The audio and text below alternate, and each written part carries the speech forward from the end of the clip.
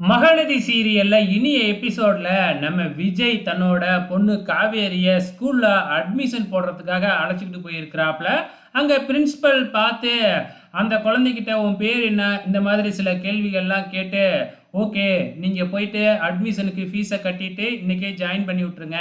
அது மட்டும் இல்ல, குழந்தைக்கு யூனிஃபார்ம் குடுக்குற வரைக்கும் கலர் ட்ரெஸ்லயே வரலாம் அப்படின்னு பிரின்சிபால் சொல்லிடுறாங்க. இத கேட்ட உடனே விஜய்க்கு ரொம்ப ஆச்சரியமா இருக்கு. "என்னங்க இப்படியே இருக்கீங்க?" அப்படின்னு கேட்கிறப்ப, "இல்ல கொஸ்டின்லாம் எதுவும் கேட்க மாட்டீங்களா?"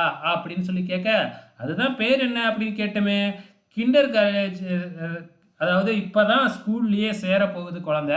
அதுகிட்ட போயிட்டு நாங்க என்ன கேள்வி கேட்க போறோம்?" அப்படின்னு அந்த பிரின்சிபாலும் சொல்றாங்க. இப்ப விஜய்க்கும் அந்த பொண்ணுக்கும் ரொம்ப ஹேப்பி. அதே டைம்ல இந்த பக்கம் நம்ம காவேரிய காமிக்கிறாங்க. காவேரி வந்து இப்பதான் தன்னோட இருக்கிற இடத்துல இருக்கிற ஜாமான் ஜட்டெல்லாம் பேக் பண்ணிக்கிட்டு இருக்கிறாங்க.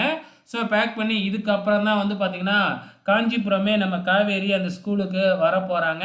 கங்கா ஃபோன் பண்ணி காவேரிய விசாரிக்கிறாங்க. இந்த மாதிரி உனக்கு ஸ்கூல்ல வேலை கிடைச்சிடுச்சாமே காஞ்சிபுரத்திலேயே அப்படின்னு சொல்லி, இப்ப ஏற்கனவே நம்ம யமுனா சப் கலெக்டர் ஆயிட்டாங்க.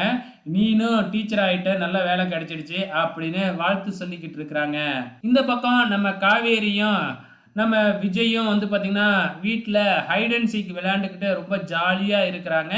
அங்க இருக்கிற வேலைக்கார அம்மா வந்து விஜய்க்கு இன்னொரு கல்யாணம் பண்ணி வைக்கிறது இல்லையா? அப்படின்னு தாத்தா கிட்ட கேட்க, தாத்தா வந்து விஜய் கண்டிப்பா சம்மதிக்கவே மாட்டான் அப்படின்னு அந்த அம்மா கிட்ட சொல்லிக்கிட்டு இருக்கிறாப்ல.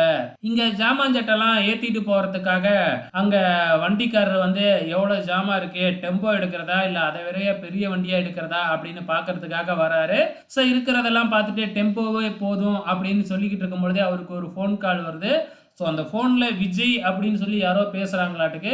இவரு சொல்லு விஜய் அப்படி இப்படின்னு விஜய் விஜய்ன்னு சொல்லி பேச, நம்ம காவேரிக்கு ஏதோ மனசுல தட்டுப்படுதாட்டுக்கு. அப்படியே ஷாக் ஆகி ஏதோ யோசிக்க ஆரம்பிக்கிறாங்க.